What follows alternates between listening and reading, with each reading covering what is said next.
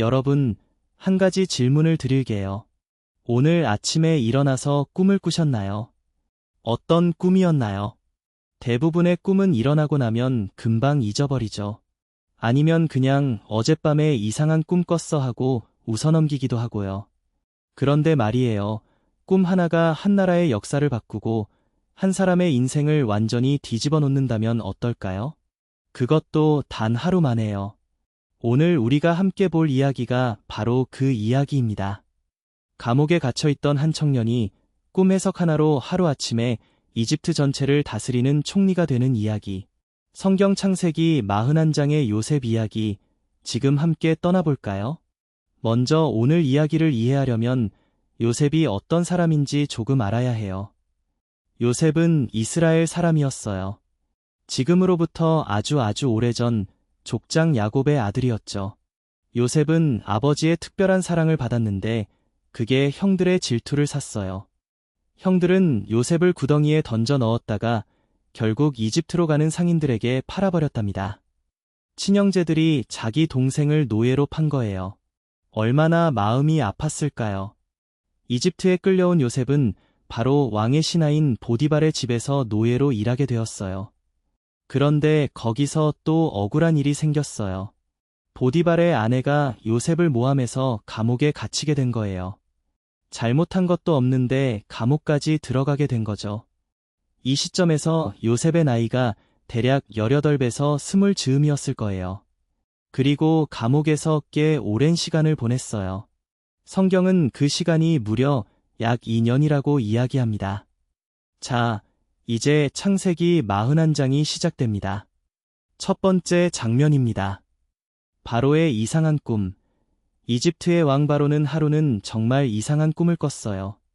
나일강가에 서 있는데 강에서 살찌고 윤기 흐르는 암소 7마리가 나왔어요. 소들이 강가 풀밭에서 한가롭게 풀을 뜯고 있었죠. 얼마나 탐스럽고 건강한 소들인지 보기만 해도 기분이 좋아지는 그런 소들이었어요. 그런데 갑자기 강에서 또 다른 소들이 나왔어요. 이번엔 완전히 달랐어요. 뼈만 앙상하게 남아서 갈비뼈가 드러날 정도로 비쩍 마른 암소 7마리였어요. 보기에도 안쓰러운 그 소들이 살찌고 건강한 소들 옆에 섰더니 그만 살찐 소 7마리를 다 잡아먹어버리는 거예요. 마른 소가 살찐 소를 다 먹어치웠는데 먹고 난 뒤에도 여전히 뼈만 앙상하게 마른 상태였어요. 아무리 먹어도 살이 찌지 않는 거죠. 바로는 깜짝 놀라 잠에서 깼어요. 너무 이상한 꿈이었거든요. 그런데 다시 잠이 들었더니 또 꿈을 꾸는 거예요. 이번엔 소가 아니라 곡식이었어요. 하나의 줄기에서 크고 튼실한 이삭 7개가 자라났어요. 여름에 잘 연근 곡식처럼 탐스럽고 황금빛이 나는 이삭들이었죠. 그런데 그 뒤를 이어서 마르고 쪽정이 같은, 바람에도 날아갈 것 같은 이삭 7개가 자라나더니 탐스러운 이삭 7개를 모두 삼켜버렸어요. 바로는 다시 깜짝 놀랐겠어요. 아침이 되었는데도 마음이 너무 불안하고 뭔가 찜찜했어요. 단순한 꿈이 아닌 것 같은 기분이 드는 거예요. 두 번째 장면입니다. 아무도 꿈을 풀지 못하다. 이집트의 왕 바로가 불안한 마음을 가눌 수가 없어서 이집트의 마술사와 지혜로운 학자들을 모두 불러 모았어요. 그리고 자신이 꾼 꿈을 이야기했죠. 당시 이집트에는 꿈을 해석하는 전문가들이 있었어요. 꿈은 신의 메시지라고 믿었기 때문에 왕의 꿈을 풀어내는 건 아주 중요한 일이었죠. 이집트 최고의 지식인들이 모두 모였는데 놀랍게도 아무도 바로의 꿈을 해석할 수가 없었어요. 이때 바로 곁에 있던 술 맡은 관리장, 그러니까 왕의 포도주를 담당하는 신하가 갑자기 생각이 나는 게 있었어요. 맞다. 그 히브리 청년. 사실 이 관리장은 예전에 바로의 노여움을 사서 감옥에 갇힌 적이 있었어요. 거기서 요셉을 만났고 요셉이 자신의 꿈을 정확하게 해석해줬거든요.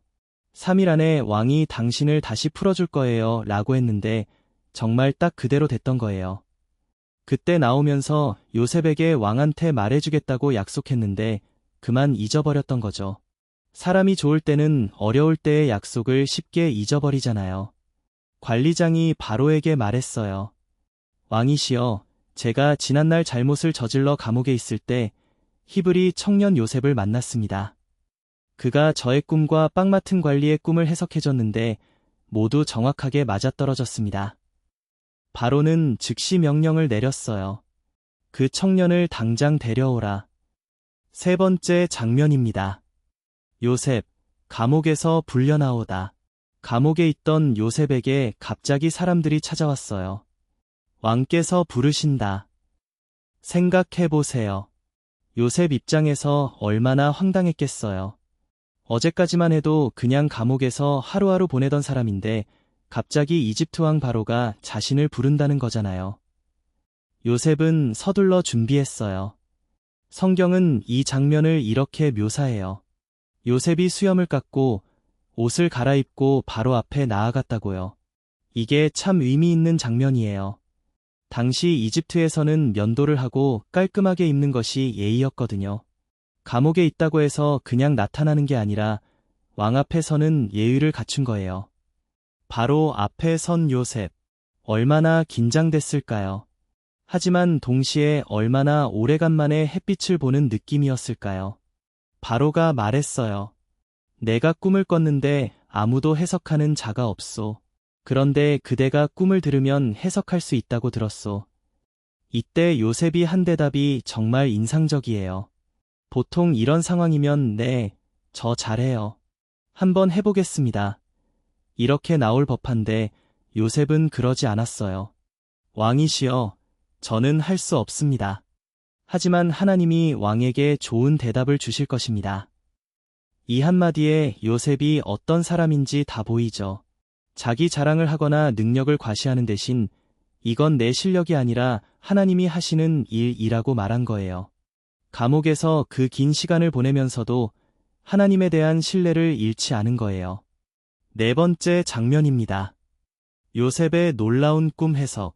바로가 두 가지 꿈을 모두 요셉에게 이야기해줬어요. 살진 소와 마른 소 이야기, 그리고 탐스러운 이삭과 쭉정이 이삭 이야기. 요셉이 답했어요. 두 꿈은 하나입니다. 하나님이 앞으로 일어날 일을 왕께 미리 보여주신 것입니다. 살지고 아름다운 소 7마리는 7년을 뜻합니다. 탐스러운 이삭 7개도 7년을 뜻합니다. 이집트 온 땅에 7년 동안 큰 풍년이 올 것입니다. 그런데 그 뒤를 이어서 마르고 흉한 소 7마리, 쭉정이 이삭 7개는 무엇을 뜻하냐면 7년 동안 무서운 흉년이 온다는 뜻입니다. 요셉은 계속 말했어요.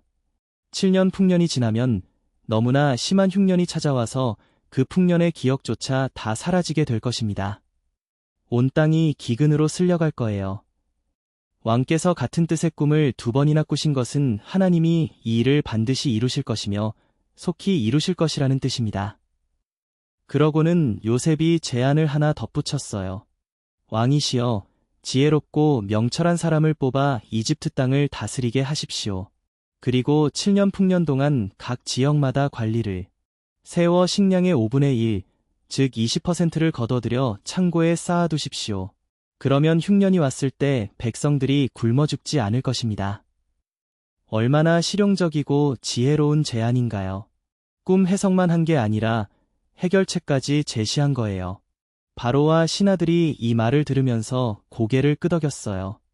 이보다 더 좋은 방법이 없다. 이렇게 하나님의 영이 깃든 사람을 어디서 찾겠느냐? 5번째 장면입니다. 총리가 된 요셉. 바로가 신하들을 돌아보며 말했어요. 하나님이 이 모든 것을 요셉에게 알게 하셨으니 요셉보다 지혜롭고 명철한 사람이 없소. 그대가 내 집을 다스리고 이 나라의 모든 백성이 그대의 명을 따를 것이오. 나는 왕의 자리에서만 그대보다 위에 있을 것이오. 단번에 감옥에서 총리로의 인생 역전이 이루어진 거예요. 바로는 자신의 손가락에서 반지를 빼서 요셉의 손에 끼워줬어요. 이 반지는 그냥 장신구가 아니에요. 왕의 도장이 새겨진 반지로 이걸 가진 사람이 왕의 이름으로 모든 공문서에 도장을 찍을 수 있는, 즉 왕 다음으로 가장 높은 권한을 가진다는 뜻이에요. 거기서 끝이 아니에요. 바로는 요셉에게 고운 세마포 옷을 입히고 금 목걸이를 목에 걸어줬어요. 그리고 자신의 두 번째 수레에 태워온 이집트를 돌게 했어요. 앞에서 사람들이 아브렉을 외쳤는데 이건 무릎을 꿇어라 엎드려라 라는 뜻이에요. 온 나라가 요셉 앞에 머리를 조아린 거예요. 아침까지 감옥에 있던 사람이 저녁엔 이집트 온 백성이 엎드리는 총리가 됐어요. 이게 꿈이 아닌 현실이었어요. 바로는 요셉에게 이집트 이름도 새로 지어졌어요. 사브낫바네아라는 이름이었는데 아마도 세상에 양식을 주는 자 정도의 뜻이었을 거예요. 그리고 온 제사장의 딸 아스낫이라는 여인을 아내로 맞이하게 해줬어요. 요셉이 바로 앞에 서게 됐을 때의 나이가 30살이었어요. 17살에 형들에게 팔려서 이집트에 끌려온 지 13년이 흘렀던 거예요. 13년이에요. 결코 짧은 시간이 아니잖아요. 요셉은 바로 일을 시작했어요. 이집트 온 땅을 두루 다니며 풍년 7년 동안 곡식을 걷어들여 성에 쌓았어요. 어찌나 많이 쌓았는지 나중엔 얼마나 되는지 헤아리는 것도 포기할 정도였다고 해요. 마치 바다의 모래처럼 너무 많아서 셀 수가 없었다고요. 그 사이에 두 아들도 태어났어요. 첫째는 므낫세. 이 이름의 뜻은 하나님이 내 모든 고생과 아버지 집의 일을 잊게 하셨다는 뜻이에요. 둘째는 에브라임. 하나님이 나를 고난의 땅에서 번성하게 하셨다는 뜻이죠.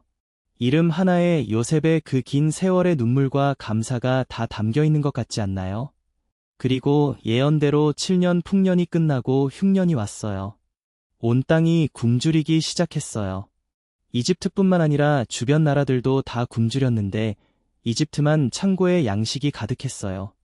바로는 백성들에게 요셉에게 가라, 그가 말하는 대로 하라고 했고 요셉은 창고를 열어 이집트뿐 아니라 다른 나라 사람들에게도 양식을 팔았어요. 온 세상이 요셉에게 양식을 사러 왔다고 성경은 말해요. 이제 오늘 이야기를 정리해 볼게요. 창세기 41장에서 우리는 정말 놀라운 이야기를 봤어요. 첫 번째로, 하나님의 때는 우리가 정하는